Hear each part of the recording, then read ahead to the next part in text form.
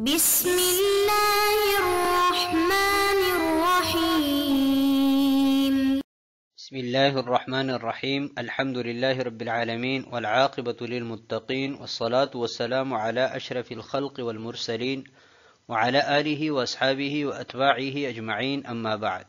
عزیز طلبہ، آج کتاب الہدایہ جز ثالث کا سبق نمبر 181 ہے، اور اس سبق میں ہم انشاءاللہ جنس القضاء بالترکۃ او فی الترکۃ بحضور احد الورثۃ کے متعلق بات کریں گے، اور کتاب کی عبارت وَإِذَا كَانَتِ الدَّارُ فِي يَدِ رَجُلٍ سے لے کر عَلَى مَا فِي يَدِهِ تک ہوگی۔ آتے ہیں سبق کے متعلق اصول کی طرف۔ تو اصل نمبر 1، الوراثۃ خلافۃ،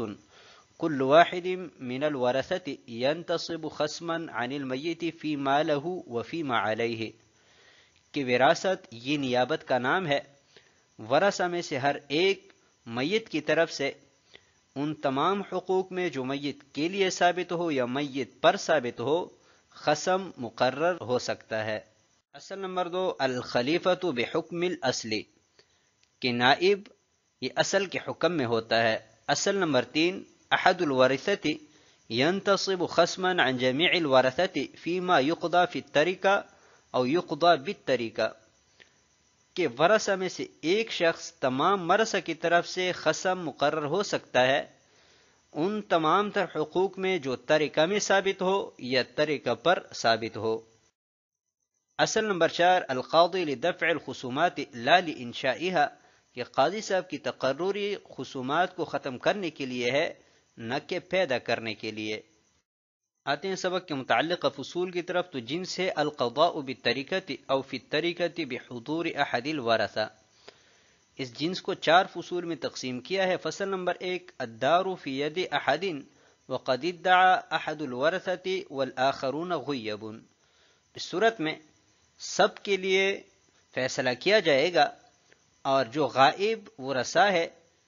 اپنا حق لینے کے لیے دوبارہ ان کو بینہ دہرانے کی ضرورت نہیں ہوگی۔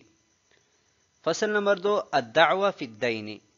دین میں دعویٰ کیا گیا ایک وارث نے تو سب کے حق میں فیصلہ کیا جائے گا۔ فصل نمبر 3، دعوی العین فقضی بہ للآخر، کہ عین میں دعویٰ کیا گیا لیکن فیصلہ دوسرے کے حق میں ہوا تو یہ فیصلہ سب ورثاء پر ہوگا۔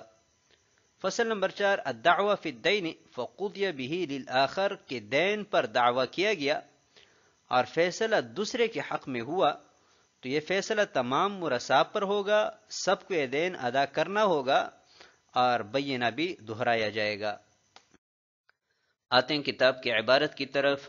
قال وَإِذَا كَانَتِ الدَّارُ فِي يَدِ رَجُلٍ وَقَامَ آخَرُ الْبَيِّنَةَ أَنَّ أَبَاهُ مَاتَ وَتَرَكَهَا مِيرَاثًا بَيْنَهُ وَبَيْنَ أَخِيهِ فُلَانٍ الْغَائِبِ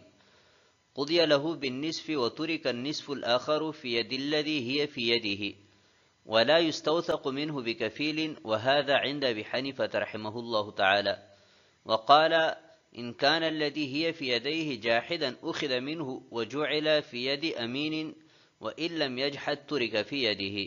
لهما أن الجاحد خائن فلا يترك المال في يده بخلاف المقر لأنه أمين۔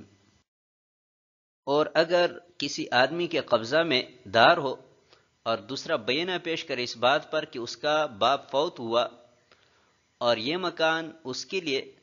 اور اس کے فلاں غائب بھائی کے لیے میراث چھوڑا ہے، تو اس کے لیے نصف کا فیصلہ کیا جائے گا اور دوسرا نصف قابض کے قبضہ میں چھوڑا جائے گا، اور کفیل کے ذریعے اس سے پختگی طلب نہیں کی جائے گی۔ یہ امام اعظم ابو حنیفہ رحمہ اللہ تعالی کے نزدیک ہے۔ اور صاحبین فرماتے ہیں کہ اگر قابض منکر ہے تو اس سے لیا جائے گا اور ایک امین کے قبضہ میں رکھا جائے گا، اور اگر انکار نہیں کیا ہے تو اس کے قبضہ میں چھوڑا جائے گا۔ صاحبین کی دلیل یہ ہے کہ انکار کرنے والا خائن ہے، لہٰذا اس کے قبضہ میں مال نہیں چھوڑا جائے گا، برخلاف اقرار کرنے والے کے کہ وہ امین ہے۔ قال وَإِذَا كَانَتِ الدَّارُ فِي يَدِ رَجُلٍ، پہلے سے عبارت کو حل کرتے ہیں اور پھر جاتے ہیں اگلی عبارت اور امام اعظم ابو حنیفہ رحمہ اللہ تعالی کی دلیل کی طرف۔ تو اس عبارت میں مسئلہ بیان کیا گیا ہے کہ ایک شخص کے قبضہ میں ایک دار ہے اور اس پر دوسرے نے دعویٰ کیا کہ یہ مکان جو اس کے قبضہ میں ہے یہ میرے والد صاحب کا ہے اور وہ فوت ہوا ہے بطور میراث میرے اور میرے ایک فلاں غائب بھائی کے لیے، مثلا زید کے لیے بطور میراث چھوڑا ہے، تو قاضی صاحب بینہ طلب کریں گے۔ اگر بینہ پیش کر دیا تو حاضر بھائی جو ہے نصف مکان کا اس کے حق میں فیصلہ کر دیا جائے گا، اور جو دوسرا نصف ہے وہ اس قابض کے قبضہ میں چھوڑ دیا جائے گا۔ اور یہ مذہب امام صاحب کا ہے، اور امام صاحب یہ بھی فرماتے ہیں کہ قابض سے کوئی کفیل بھی نہیں لیا جائے گا۔ وقال ان كان الذي هي في يديه جاحدا، اور صاحبین کا اس مسئلہ کے بارے میں مذہب یہ ہے کہ اگر قابض منکر ہے تو اس صورت میں اس سے نصف لے لیا جائے گا اور کسی امانت دار شخص کے ہاتھوں رکھا جائے گا، اور اگر انکار نہیں کرتا تو اس صورت میں اسی کے قبضہ میں چھوڑ دیا جائے گا۔ لہما ان الجاحد خائن، یہ صاحبین کی دلیل ہے کہ اگر قابض منکر ہے کہ یہ مکان اس کا نہیں ہے، یعنی اس کے باپ کا نہیں ہے، اور پھر مدعی نے بینہ پیش کر کے اپنا دعوی ثابت کیا، تو اس صورت میں انکار کی وجہ سے چونکہ قابض خائن ٹھہرا ہے اور خائن کے پاس کسی دوسرے کے مال کو نہیں چھوڑا جاتا، اس خوف کی وجہ سے کہ ایسا نہ ہو کہ یہ اس کا حق کھا جائیں۔ البتہ اگر مقر ہے، اقرار کر رہا ہے کہ ہاں یہ مکان ان کے والد کا تھا، تو اس صورت میں نصف اس کے ہاتھ میں چھوڑ دیا جائے گا، کیونکہ مقر امین ہوتا ہے اور امین کے پاس کسی کے مال کو رکھنے میں کوئی حرج نہیں ہے۔ آتے ہیں اگلی عبارت کی طرف، پہلے عبارت اور ترجمہ کرتے ہیں اور پھر اس کے بعد انشاءاللہ وضاحت کریں گے۔ وَلَهُ أَنَّ الْقَضَاءَ وَقَعَ لِلْمَيِّتِ مَقْصُودًا واحتمال كونه مختار الميت ثابت فلا تنقض يده كما إذا كان مقرا وجحوده قد ارتفع بقضاء القاضي، والظاهر عدم الجحود في المستقبل لسيرورة الحادثة معلومة له وللقاضي، ولو كانت الدعوة في منقول فقد قيل يؤخذ منه بالاتفاق لأنه يحتاج فيه إلى الحفظ والنزع أبلغ فيه، بخلاف العقار لأنها محصنة بنفسها، ولهذا يملك الوصي بيع المنقول على الكبير الغائب دون العقار، وكذا حكم وصي الأم والأخ والعم على الصغير۔ اور امام صاحب کی دلیل یہ ہے کہ مقصودی طور پر فیصلہ میت کے لیے ہوا ہے اور میت کے ہاں اس کا پسندیدہ ہونے کا احتمال ثابت ہے، لہٰذا اس کے قبضے کو نہیں توڑا جائے گا، جیسا کہ جب وہ مقر ہو اور اس کا انکار قاضی صاحب کے فیصلے کی وجہ سے اٹھ چکا ہے، اور ظاہر یہی ہے کہ مستقبل میں وہ انکار نہیں کرے گا کیونکہ حادثہ اس کو اور قاضی کو معلوم ہو چکا ہے۔ اور اگر دعویٰ منقولی چیز میں ہو تو کہا گیا ہے کہ بالاتفاق اس سے وہ چیز لی جائے گی، اس لیے کہ اس کو اس کی حفاظت کی ضرورت ہے اور لینے میں زیادہ حفاظت ہے، برخلاف عقار کے کہ وہ خود بخود محفوظ ہے، اور یہی وجہ ہے کہ بڑے غائب کے وصی کو منقولی چیز فروخت کرنے کا اختیار ہے نہ کہ عقار کا۔ اور اسی طرح جب چھوٹے بچے کا وصی اس کی ماں، بائی یا چچا ہو، اور یہی حکم ہے کہ اگر چھوٹے بچے کا وصی اس کی ماں اور بائی اور چچا ہو۔ وَلَهُ أَنَّ الْقَضَاءَ وَقَعَ لِلْمَيِّتِ مَقْصُودًا، امام اعظم ابو حنیفہ رحمہ اللہ تعالی کی دلیل کا خلاصہ یہ ہے کہ اصلاً یہ فیصلہ میت کے لیے ہوا ہے، اور اس بات کا احتمال بھی ثابت ہے کہ قابض میت کے ہاں مختار اور پسندیدہ شخص تھا، اسی وجہ سے اپنا مکان اس کے پاس رکھوایا، لہذا اس کے قبضے کو نہیں توڑا جائے گا، جیسا کہ اقرار کی صورت میں اس کے قبضے کو نہیں توڑا جاتا۔ وجحوده قد ارتفع بقضاء القاضی، ذہن میں ایک سوال پیدا ہوتا ہے کہ یہ تو جاحد ہے، منکر ہے، تو جاحد تو خائن ہوتا ہے، تو اس کے قبضے میں یہ مکان کیسے چھوڑا جا سکتا ہے؟ تو اس کا جواب صاحب ہدایہ نے یہ دیا ہے کہ اس کا انکار جس کی وجہ سے خائن ہونے کا حکم لگا تھا وہ تو قاضی صاحب کے فیصلے سے اٹھ چکا ہے، اور غالب یہی ہے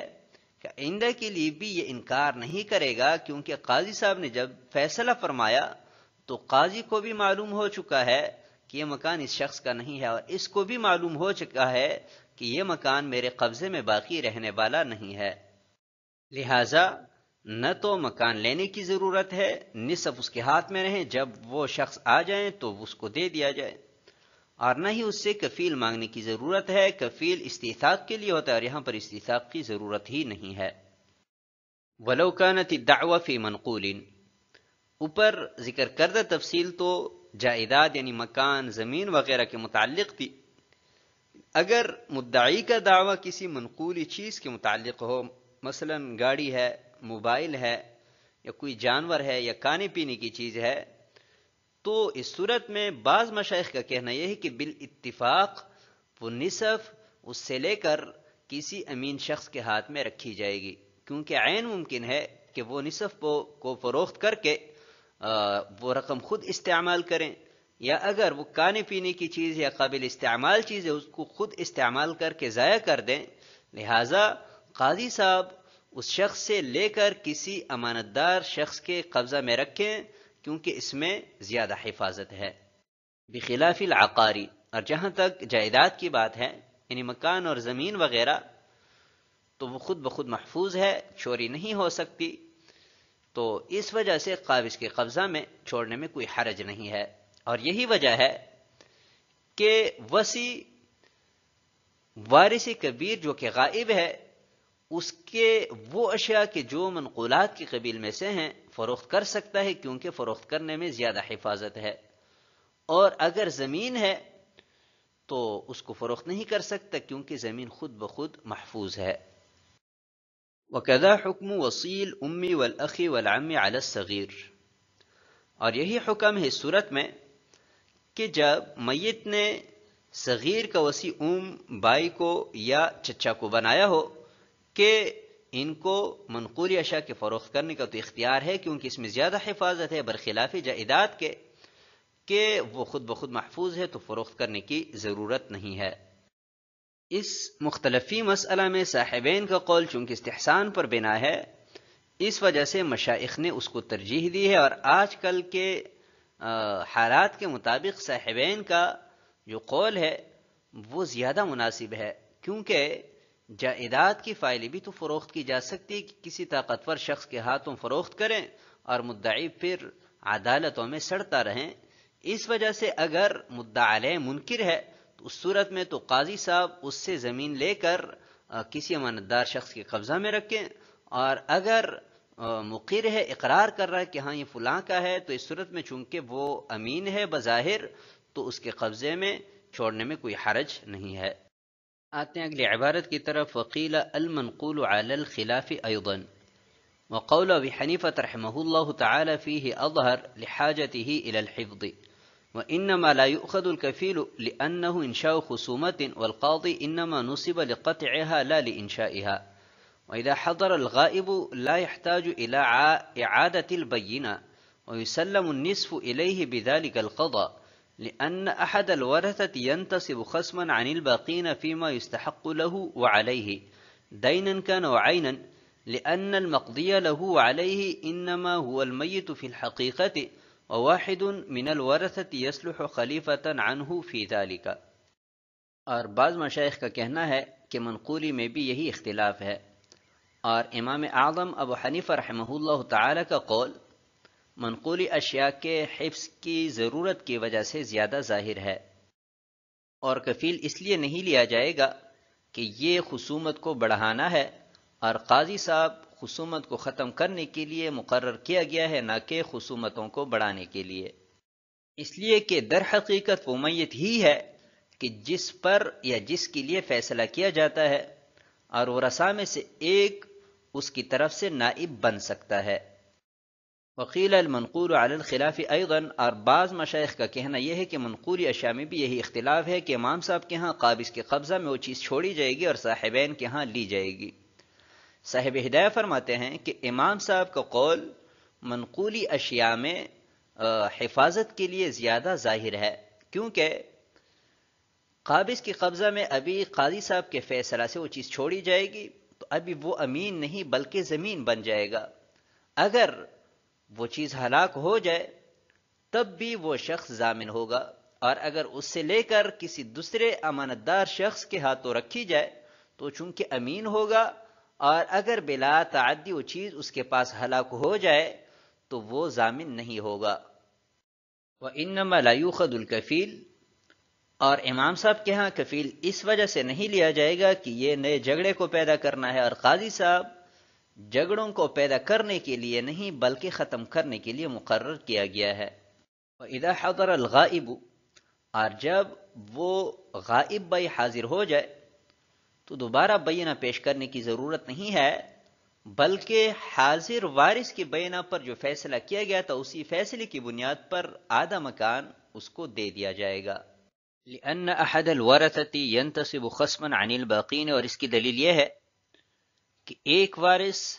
سب ورثاء کی طرف سے خصم بن کر مقدمہ لڑ سکتا ہے. لہذا اس مقدمہ میں جو کچھ ثابت ہوگا تو سب ورثاء پر ہوگا، اور جو حق ثابت ہوگا تو سب ورثاء کے لیے ثابت ہوگا، کیونکہ دراصل یہ مقدمہ میت کا مقدمہ ہے. تو میت کی طرف سے ورثاء میں سے کوئی ایک وکیل بن سکتا ہے، اس کا نائب بن سکتا ہے. تو جب ایک شخص نے مقدمہ لڑا تو اس کے نتیجے میں جو حق ثابت ہوگا تو سب پر ثابت ہوگا، اور جو حق ان کے لیے ثابت ہوگا تو سب کے لیے ثابت ہوگا. بخلاف الاستیفاء لنفسه، یہاں سے ایک سوال مقدر کا جواب دے رہے ہیں. سوال یہ ہے کہ آپ حضرات نے فرمایا کہ ایک وارث سب کی طرف سے خصم بن کر مقدمہ لڑتا ہے، تب اس کا تقاضا یہ ہے کہ مقدمہ جیتنے کی صورت میں غائب جو ورثاء ہے ان کے حق پر بھی یہ ایک وارث قبضہ کریں، اور حالانکہ وہ قابض کے پاس رکھی جاتی ہے. تو اس کا جواب یہ دے رہے ہیں کہ اس معاملہ میں چونکہ حاضر وارث اپنے آپ کے لیے کام کرتا ہے تو ضابطہ یہ ہے کہ جو شخص اپنے آپ کے لیے کام کرے وہ کسی اور کی طرف سے نائب نہیں بن سکتا. لہذا یہاں پر حاضر وارث اپنے لیے تو قبضہ کر لے گا لیکن غائب ورثاء کی طرف سے نائب بن کر قبضہ نہیں کر سکتا. وصار كما اذا قامت البینۃ بدین المیت، اور یہ ایسا ہوا جیسا کہ ورثاء میں سے ایک نے بینہ سے میت کا کسی کے ذمہ ثابت شدہ دین کو ثابت کیا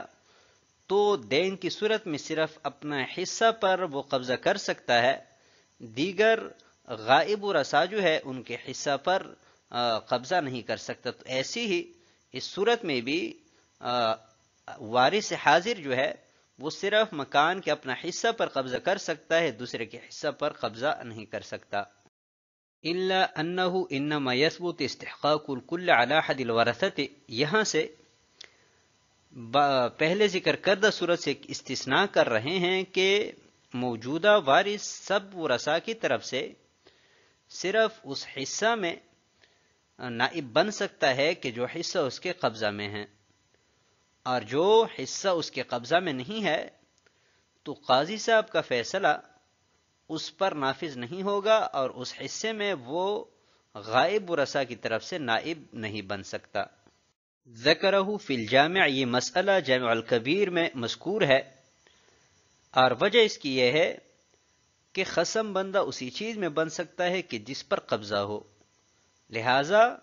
فیصلہ بھی صرف اسی چیز پر ہوگا کہ جس پر اس کا قبضہ ہے. تو آج کے سبق کو ہم اسی پر ختم کرتے ہیں. والسلام علیکم ورحمۃ اللہ وبرکاتہ.